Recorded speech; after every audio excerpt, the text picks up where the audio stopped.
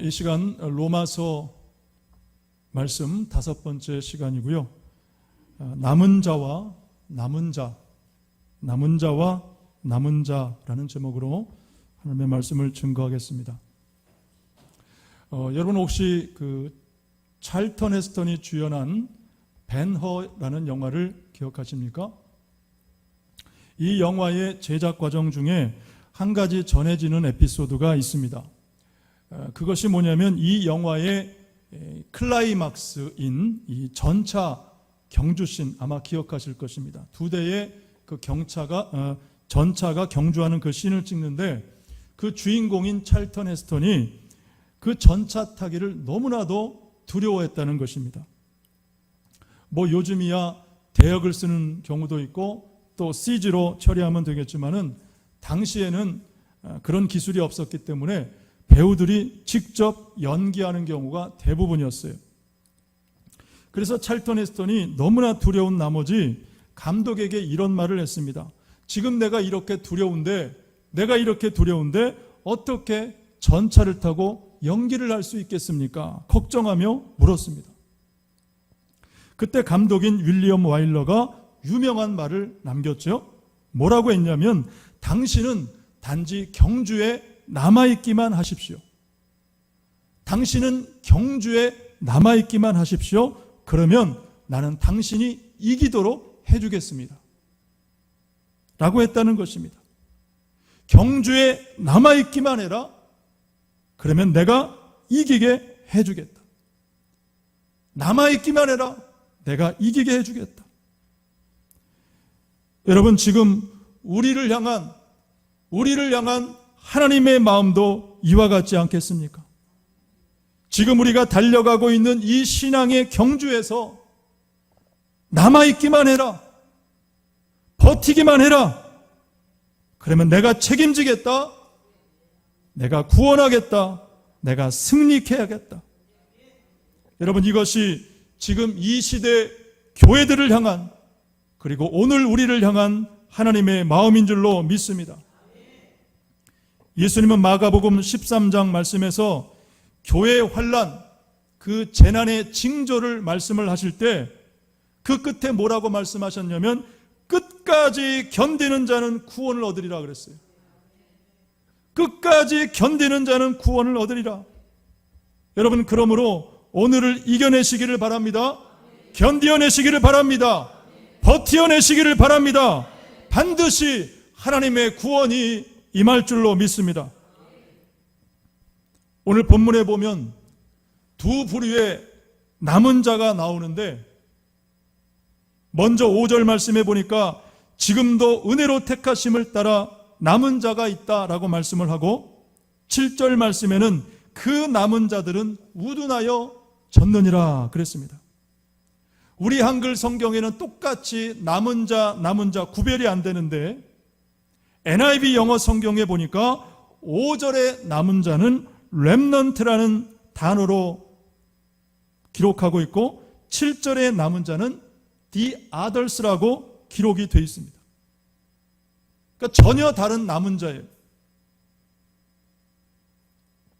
자, 그렇다면 5절에 말씀하는 이 렘넌트 남은 자는, 그리고 7절에 말씀하는 the others 남은 자는 과연 어떻게 다르고 누구를 말하는 것이냐?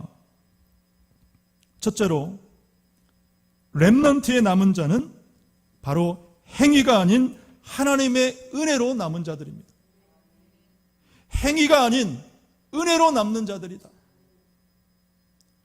본문 5절과 6절 말씀해 보니까, 그런즉 이와 같이 지금도 은혜로 택하심을 따라 남은 자가 있느니라. 만일 은혜로 된 것이면 행위로 말미암지 않음이니, 그렇지 않으면 은혜가 은혜되지 못하느니라 그랬습니다. 자, 그래서 여러분, 신앙도 보면은 행위 중심의 신앙이 있고요, 은혜 중심의 신앙이 있습니다. 행위 중심의 신앙이 있고 은혜 중심의 신앙이 있습니다. 자, 먼저 행위 중심의 신앙은 어떤 것인가? 가장 큰 특징은 뭐냐면, 그 중심에 하나님이 아닌 사람이 있어요. 잘 생각해 보십시오. 행위 중심의 신앙의 그 중심에는 누가 있느냐? 하나님이 아니라 사람이 있어요. 그래서 하나님의 말씀이 아닌 사람의 말을 듣고요, 사람들의 판단을 따르고요, 또 사람들에게 보이려고 행동한다는 거예요. 왜요? 그 중심에 하나님이 있는 것이 아니라 잘 보면 사람들이 있기 때문에. 성경에 많은 예가 있지만 대표적인 한 경우를 꼽자면 아나니아와 삽비라입니다. 사도행전 5장 1절과 2절 말씀에 보니까 아나니아라는 사람이 그의 아내 삽비라와 더불어 소유를 팔아 그 값에서 얼마를 감춤해 그 아내도 알더라. 얼마만 가져다가 사도들의 발 앞에 두니 그랬죠. 자, 왜 아나니아가 소유를 판 값의 얼마를 왜 사도 무엇을 보이려? 그래서 그들 앞에서 여러분, 그래서 이라고 선행하는 것, 물론 그것도 중요하지만 더 중요한 것은 그것이 사람에게 보이려고 하는 것이 아니라 여러분, 하나님 때문에, 하나님의 은혜 때문에 하시기를 축복합니다. 반대로 은혜 중심의 신앙이 있습니다. 하나님 은혜 중심의 신앙이 있습니다. 누가복음 10장에 보면 예수님을 영접하는 마르다와 마리아 두 자매의 모습이 전혀 다릅니다. 성경에 보니까 마르다는 준비하는 일이 많아 마음이 분주했다. 준비하는 일이 마음이 분주했다. 그리고 동생 마리아가 도와주지 않는다고 예수님께 불만을 표출을 했습니다. 반면에 마리아는 어땠습니까?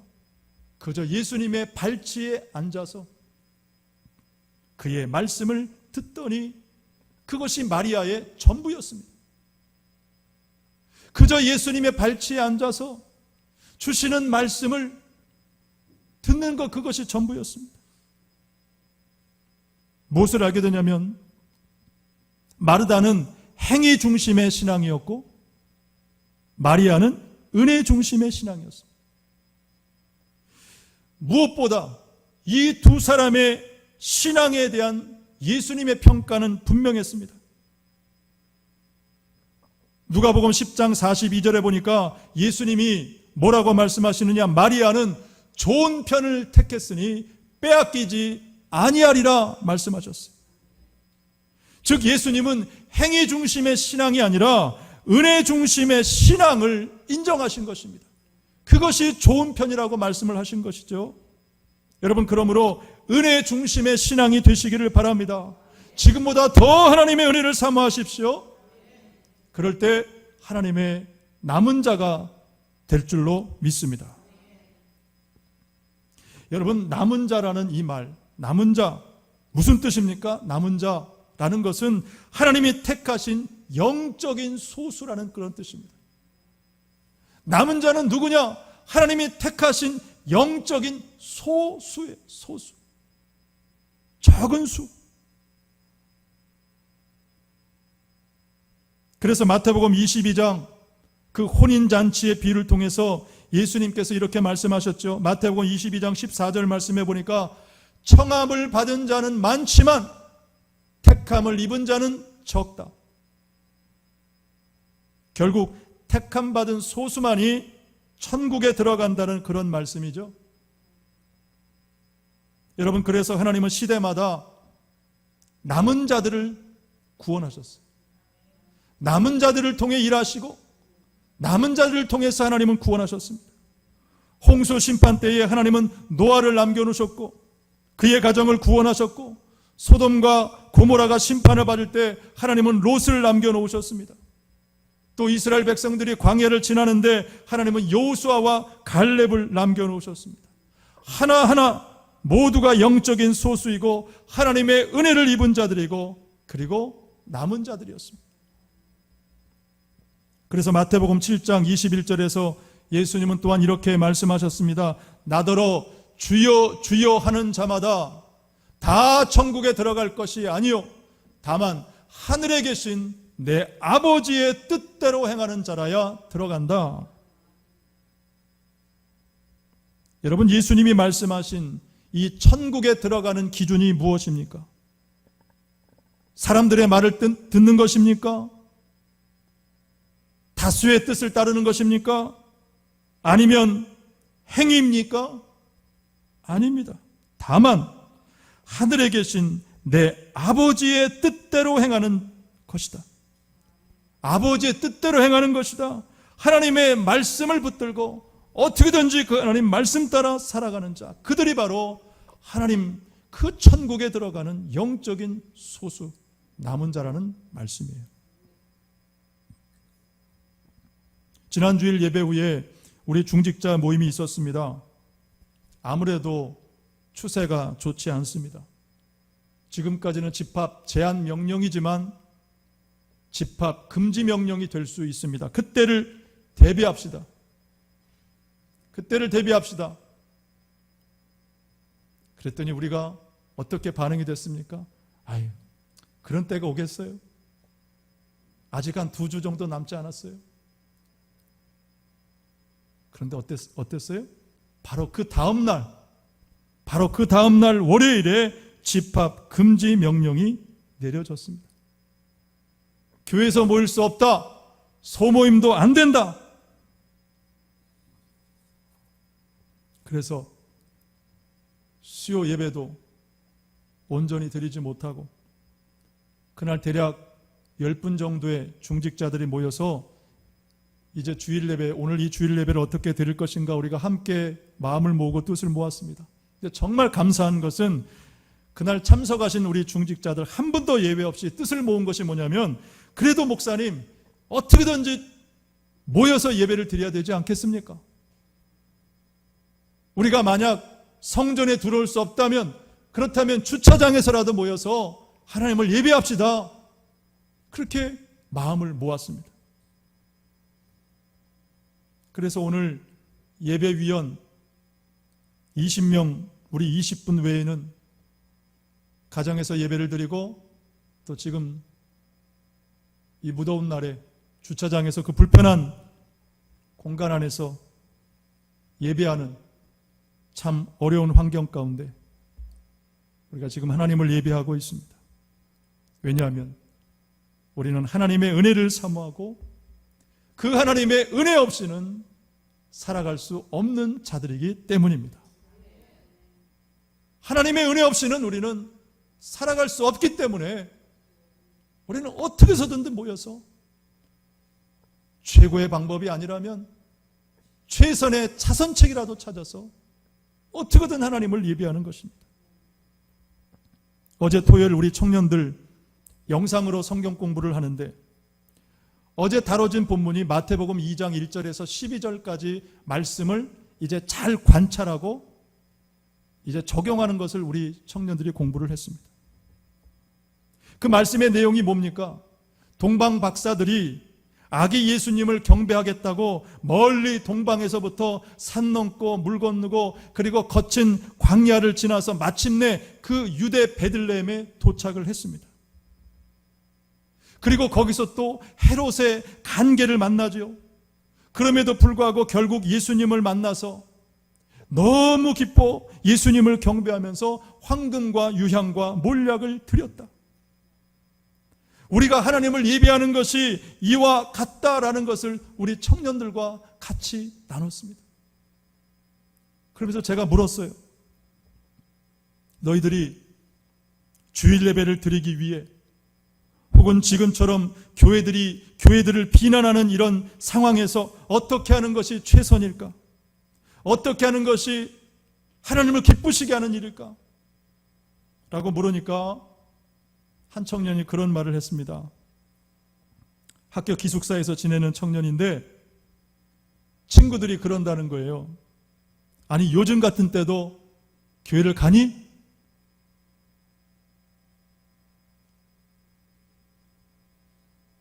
라고 묻더라는 거예요.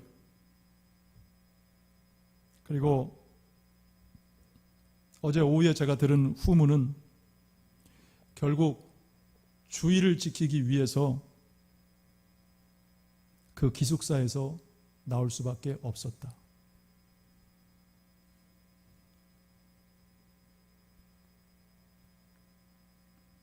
제가 마음이 너무 아프고 찢어지더라고요. 주일 하나님 앞에 예배를 드리기 위해서 다시 기숙사로 돌아갈 수 없다. 여러분, 그러나 하나님은 아실 줄로 믿습니다. 네. 그리고 반드시 더 큰 상급을, 더 좋은 길을 하나님께서 그 청년에게 예비하실 줄로 믿습니다. 여러분, 왜 우리가 이처럼 힘들게 마음고생하며 사람들 눈치까지 보면서 주일 예배를 드려야 될까요? 바로 하나님 때문입니다. 그분의 은혜 때문입니다. 그래서 어떻게 하면 하나님 앞에 더 좋은 예배, 최고의 예배를 드릴 수 없다면, 그렇다면 우리의 차선책은 뭐냐? 그것을 여러분 우리가 고민하며 선택하며 나가야 되지 않겠습니까? 왜냐하면 갈라디아서 5장 4절 말씀에 보니까 율법 안에서 의롭다함을 얻으려 하는 너희는, 율법 안에서 의롭다함을 얻으려는 너희는 그리스도에게서 끊어지고 은혜에서 떨어진 자로다 그랬습니다. 여러분, 행위로는 우리는 결코 하나님 앞에 의로울 수 없어요. 그래서 우리는 어떻게 하라도 하나님의 그 은혜에서 떨어지지 않도록, 그 하나님의 은혜에서 멀어지지 않도록 정말 애쓰고 때로는 발버둥이라도 쳐야 하는 것입니다. 그래야 구원받습니다. 여러분, 그러므로 어떤 상황과 형편에서라도 하나님 은혜 안에 있으시기를 바랍니다. 우리가 다음 주일도 함께 모여 예배할 수 없다라면, 여러분, 그렇다면 성전 뜰이라도 밟고 가십시오. 이것은 어떤 의식이나 행동이 아니라 바로 은혜의 훈련입니다. 은혜의 훈련입니다. 이것을 놓치면 여러분, 우리는 더욱 편한 것에, 그리고 쉬운 것에 길들여지게 되는 거예요. 한번 편한 것, 쉬운 것 길들여지면 여러분 다시 은혜의 자리에 나올 수가 없습니다. 두 번째, 렘넌트의 남은 자는 누구냐면 사단에게 굴복하지 않는 교회를 말합니다. 두 번째 남은 자는 누구냐? 사단에게 굴복하지 않는 교회를 말합니다. 본문 4절 말씀을 우리 함께 보겠습니다. 4절 시작. 그에게 하신 대답이 무엇이냐? 내가 나를 위하여 바알에게 무릎을 꿇지 아니한 사람 7,000명을 남겨두었다 하셨으니 그랬습니다. 자, 이 말씀의 상황은 열왕기상 19장에 기록이 되어 있는데 다 말씀을 볼 수는 없고요. 열왕기상 19장 1절과 2절 말씀만 우리 같이 보겠습니다. 열왕기상 19장 1절과 2절 같이 봅니다. 시작. 아합이 엘리야가 행한 모든 일과 그가 어떻게 모든 선지자를 칼로 죽였는지를 이세벨에게 말하니 이세벨이 사신을 엘리야에게 보내어 이르되 내가 내일 이맘때에는 반드시 내 생명을 저 사람들 중 한 사람의 생명과 같게 하리라. 그렇게 하지 아니하면 신들이 내게 벌 위에 벌을 내림이 마땅하니라 한지라 그랬습니다. 자, 여러분, 이 말씀에 보면은 아합 왕도 악하지만 그 아합을 뒤에서 조종하는 이세벨, 성경에서 이세벨은 사단이죠. 사단.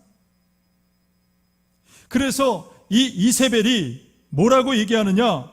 저 사람들 중 한 사람의 생명과 같게 하겠다는 것은 앞서 엘리야 선지자가 처단한 그 바알 선지자 450명들처럼 엘리야, 너도 내가 반드시 죽일 거야.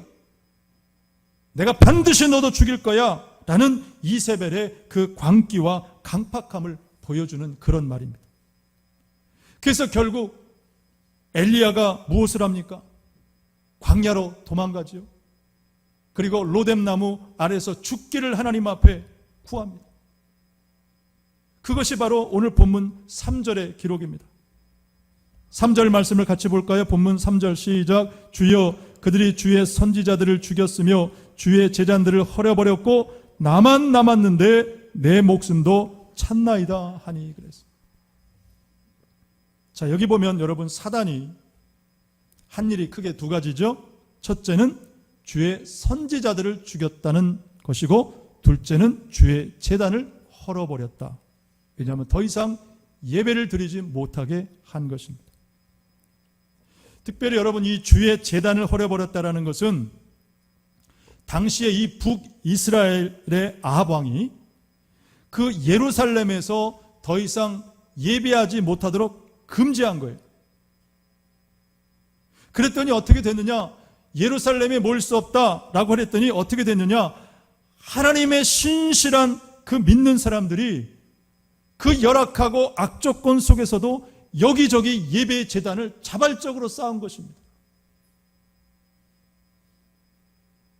그런데 결국 어떻게 됐냐? 아합이 그 예배도 그 제단도 쌓지 못하도록 모든 제단을 부셔버린 거예요. 모든 예배 제단을 부셔버린 것입니다. 그래서 엘리야가 말한 것입니다. 지금 나만 남았는데 내 목숨도 찾나이다. 그만큼 여러분 엘리야가 지금 급박하고 절박하고 그리고 이제는 끝이라고 생각을 한 것입니다. 자, 그럼에도 불구하고 하나님은 뭐라고 말씀하셨는가? 4절 말씀에 보니까 그에게 하신 대답이 무엇이냐? 내가 나를 위하여 바알에게 무릎을 꿇지 아니한 사람 7,000명을 남겨두었다 하셨으니 그랬습니다. 여러분, 우리의 상황이 아무리 절망스러운 것 같지만 그러나 하나님이 남겨놓으신 그리고 하나님의 절대적인 보호를 받는 남은 자들 곧 교회가 여러분 이 땅에 여전히 있다는 사실을 기억하시기를 바랍니다. 특별히 본문 4절에 기록된 남겨두었다라는 이 말은 남겨두었다라는 말은 열왕기상 19장 18절 말씀에는 조금 다른 단어로 표현되어 있습니다. 남기리니 히브리어로 쏴리라는 단어를 쓰고 있는데 이 말은 어떤 뜻이냐면 어떤 극도로 타락하고 혼미한 시대 가운데도 하나님의 주권적인 섭리를 통해서 신실한 하나님의 백성들을 남기시겠다. 그러니까 세상 사람들이 이해할 수 없는 어떤 하나님의 극적인 방법, 신비한 방법으로 반드시 그 남긴 자들을 지키시며 보호하신다라는 그런 약속의 말씀인 것입니다. 여러분, 우리가 똑같은 상황을 모든 교회들이 만나지만은 그러나 특별히 그 가운데 우리 하늘과 땅을 잇는 교회는 어떤 상황 어떤 시대에도 하나님이 남겨놓으신 남기시는 여러분 교회가 되고 제단이 될 줄로 믿습니다. 이제 우리가 짧은 동영상을 한 3분 정도 되는 동영상을 보고 이제 세 번째 소주제로 넘어가려고 하는데 영상을 보기 전에 잠깐 여러분들께 설명을 드리고 보시는 게 나을 것 같아요. 짧기 때문에 금방 지나가기 때문에 지금 이제 보실 영상은 우리 성도들 중에 한 분이 이제 좀 추천을 해주신 거예요. 그래서 제가 지난주에 보니까 지금 우리의 상황과 너무 딱 맞다. 그래서 여러분 좀 보고 도전을 받았으면 좋겠습니다. 실제 2013년 그 미국의 한 고등학교 졸업식에서 있었던 그 일입니다. 자, 여러분 아시는 것처럼 미국은 그 청교도와 그 청교도의 후손을 통해서 세워진 기독교 나라입니다. 근데 지금은 어때요? 지금은 어떻게 됐어요? 기독교를 특정 종교로 간주해서 학교나 그리고 일체 기관에서 복음을 전하거나 예배를 드리거나 기도하거나 전도를 할 수가 없어요. 법적으로 완전히 막아놨어요. 그래서 여러분 우리가 포괄적 차별금지법 왜 하지 말아야 되느냐? 그렇게 되니까 그렇게 되는 거예요. 기도도 못하고 예배도 못 드리게 한다는 것입니다. 여러분 만약에 교사가 학생들에게 교회 가자 복음을 전하거나 한다고 그러면 그 교사 어떻게 되는지 아세요? 그날로 그날로 정직당하는 거, 해직당하는 것입니다. 이 영상의 상황도 마찬가지입니다. 학교에서 공적인 자리에서 더 이상 기도하지 마라, 기도할 수 없다 라는 그런 규제된 상황 속에서 이제 졸업생 대표가 그 졸업문을 낭독을 하는데 그 규제를 깨트리고 그 준비된 졸업 소감을 읽는 대신에 다른 것을 낭독을 했어요. 그것이 뭐냐? 우리 함께 영상을 잠시 3분 정도 보도록 하겠습니다.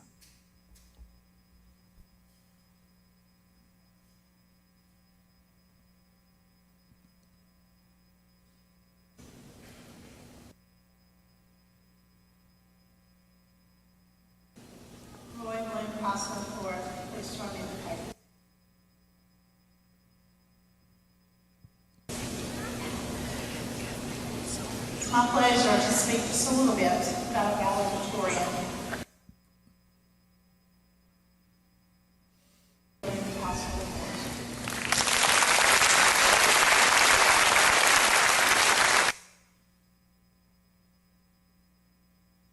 Well enough, so we're going to just have to use a different one here. Just got that one up here.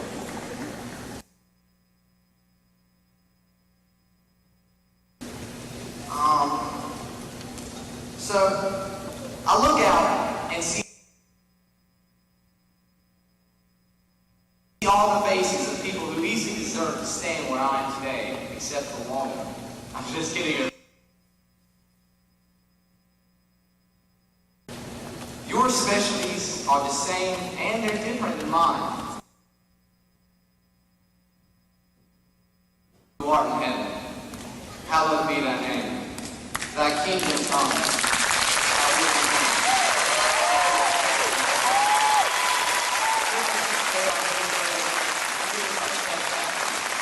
As we forgive those who trespass against us, lead us not into temptation, but deliver us from evil. For thine is the kingdom, the power, and the glory, forever and ever. Amen.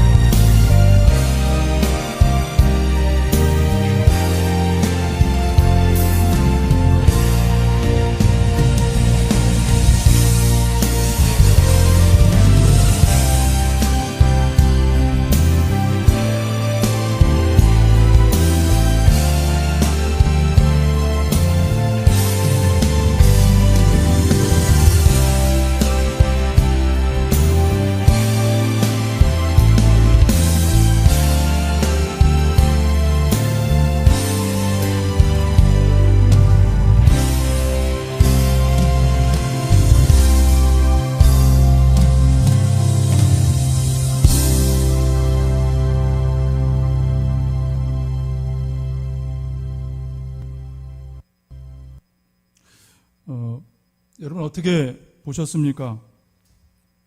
제가 이 영상을 계속 보면서 그 졸업생 로이 코스트너를 보는 중에 제 눈에 자꾸 이렇게 들어오는 것은 그 로이 코스트너보다도 그 뒤에 있는 교사들, 맨 앞에 있는 그 백인 여자, 금발 여인의 모습이었어요. 다른 교사들은 다 바닥을 쳐다보고 있고 반응이 없는 반면에 유독이 이 금발 백인 여자분은, 이 교사는 계속해서 그 로이 코스트너를 아주 흐뭇한 얼굴로 계속해서 주고 바라보고 있더라고요. 전 그것을 보면서 그 백인 여인의 얼굴을 보면서 하나님이 떠오르더라고요. 하나님의 얼굴이 떠오르더라고요. 기도할 수 없는 상황 가운데 기도하면 처벌을 받고 그리고 따돌림을 당할 수 있는데도, 심지어 부모조차도 그러지 말라 그랬대잖아요. 하지 않는 게 좋겠다. 그럼에도 로이는 그 많은 대중들 앞에서 세상 불신자들 앞에 떳떳하게 하늘에 계신 우리 아버지여 이름이 거룩히 여김을 받으시오며 나라에 임하옵시며 하나님에 대한 절대적인 신앙 고백을 나타냈습니다. 여러분 왜요? 어떻게 그럴 수 있습니까? 어떻게 그렇게 담대할 수 있습니까? 바로 그가 하나님 앞에 남은 자이기 때문입니다. 오늘 저와 여러분 그리고 특별히 우리 학생 청년들 또 우리 사랑하는 자녀들 여러분 사단에게 굴복하지 않는 상황에 지지 않는 하나님의 신실한 남은 자들이 되시기를 주님의 이름으로 간절히 축복합니다. 끝으로 세 번째 The others의 남은 자가 또 있습니다. 자, 이들은 누구냐면 구원받지 못한 완악한 자들입니다. 7절 말씀에 보니까 그런 적 어떠하냐 이스라엘이 구하는 그것을 얻지 못하고 오직 택하심을 입은 자가 얻었고 그 남은 자들은 우둔하여 졌느니라. 그러니까 여기서 남은 자는 누구냐면 구원에서 제외된 구원에서 멀어진 사람들을 말하는 거예요. 그리고 그들은 완악한 자들이다. 이 완악하여 졌다라는 이 말이 헬라어로 보면 에포르데산이라는 단어를 쓰는데 그 뜻이 뭐냐면 두꺼운 가죽으로 가리다라는 그런 뜻입니다. 조금 의미가 어렵죠? 두꺼운 가죽으로 가리다. 무슨 뜻이냐면 마치 두꺼운 가죽으로 덮어버린 것처럼 그 마음과 도덕성과 감성이 무뎌진 거예요.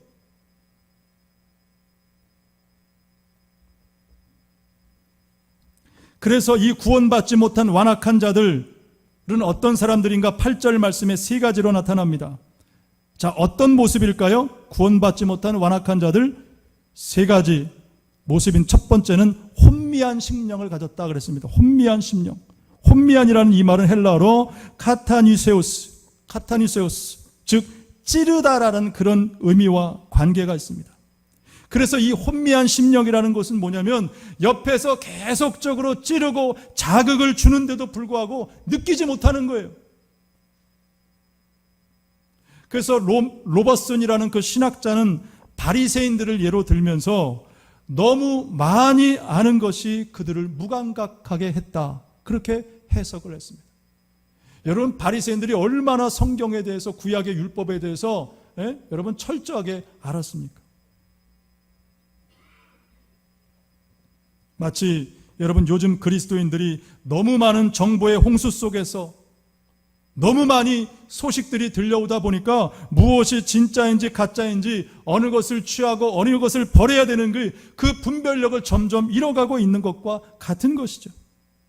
자, 그렇다면 이런 정보의 홍수 속에서 우리 그리스도인들이 어떻게 하면 혼미한 심령이 되지 않을 수 있을까? 스바냐 2장 3절은 이렇게 말씀을 해줍니다. 우리 같이 보겠습니다. 시작. 여호와의 규례를 지키는 세상의 모든 겸손한 자들아, 너희는 여호와를 찾으며 공의와 겸손을 구하라. 너희가 혹시 여호와의 분노의 날에 숨김을 얻으리라 그랬습니다. 여러분, 분노의 날이라는 것은 심판의 날을 말합니다. 그 심판에서 누가 과연 남는 자가 되겠는가? 바로 겸손으로 하나님을 찾는 자들이다. 하나님을 찾는 자들.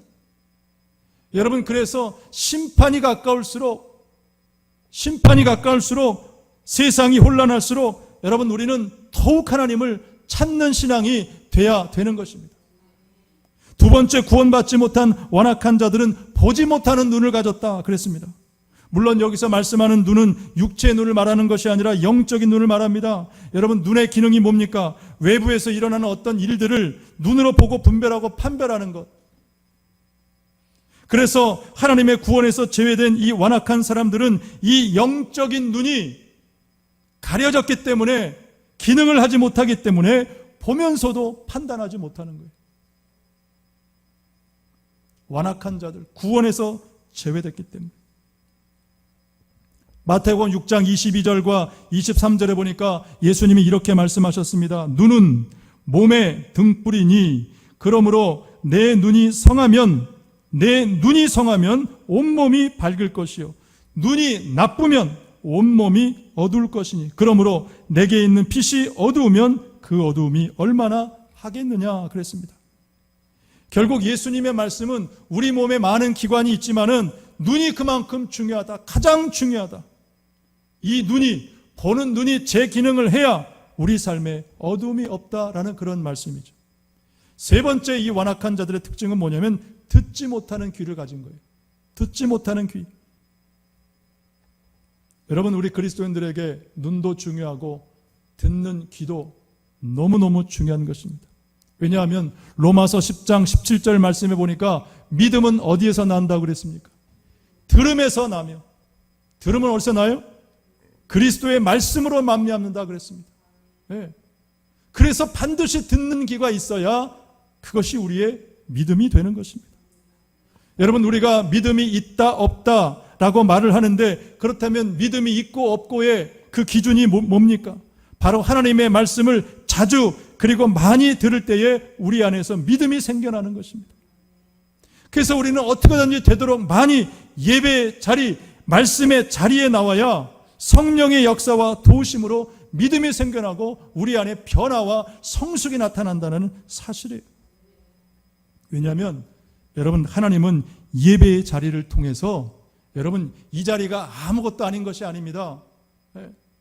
바로 이 예배 자리를 통해서 우리를 훈련하시고 변화시키고 우리를 성화시켜 가시기 때문에 순종의 자리예요. 순종의 자리. 여러분, 그러므로 하나님께서 내게 허락하신 그 예배의 자리가 있습니다.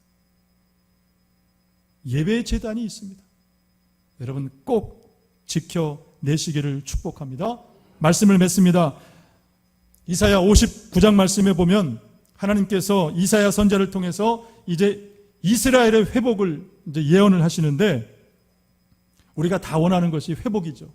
나라도 회복, 경제도 회복, 회복을 원하는데, 그런데 여러분, 이 회복이 어느 날 갑자기 하고 짠하고 이루어지는 것이 아니라 회복에는 반드시 두 가지의 전 단계가 있습니다. 첫 번째는 이사야 선지자가 백성들의 죄를 고발합니다.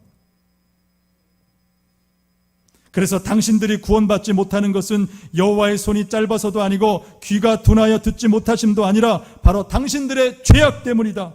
그래서 너희의 손과 손가락이 더러워졌고 진실도 공의도 없다. 신랄하게 이스라엘의 그 죄를 고발했습니다. 첫 번째는 하나님의 말씀이 있어야 회복이 됩니다. 두 번째는 그 말씀을 들은 이스라엘 백성들이 무엇을 하느냐? 회개했습니다. 죄를 회개했어요. 그래서 공평이 우리에게서 멀고 의가 우리에게 미치지 못했다. 우리가 빛을 바라나 온통 어두움뿐이고 밝은 것을 바라나 우리는 온통 깜깜한 가운데 행했습니다. 자신들을 돌아보면서 철저히 하나님 앞에 깨닫고 회개했습니다. 그리고 그 다음에야 하나님의 구원의 소식이, 이스라엘의 회복이 예언되었다라는 사실입니다. 여러분, 그러므로 지금 우리가 해야 할 일이 뭘까요? 더욱 모이는 것입니다. 모일 수 없는 상황이라도 모이는 것입니다. 우리가 주일에 함께 성전에서 예배할 수 없다면 여러분, 성전 뜰이라도 밟고 가십시오. 그래서 어떻게든 내 연약한 믿음을 여러분 꼭 지켜내시기를 축복합니다. 여러분, 그럴 때 이 혼탁한 세상 가운데 끝까지 살아남고 구원받는 하나님의 남은 자들이 될 줄로 믿습니다. 기도하겠습니다. 하나님 아버지, 감사합니다. 우리를 하나님의 은혜로 남은 자 되게 하신 것을 감사드립니다. 행위가 아닌 믿음으로 살게 하시고 사단이 무섭게 시험하고 도전해도 끝까지 하나님 앞에 남은 자 되게 하여 주옵소서. 하나님, 어려운 시대입니다. 교회들을 지켜주시고 특별히 우리 하늘과 땅에 있는 교회를 하나님 지켜주셔서 모두 남은 자 되어 하나님 나라에 다 이도록 인도하여 주옵소서. 예수님의 이름으로 간절히 기도드리옵나이다. 아멘.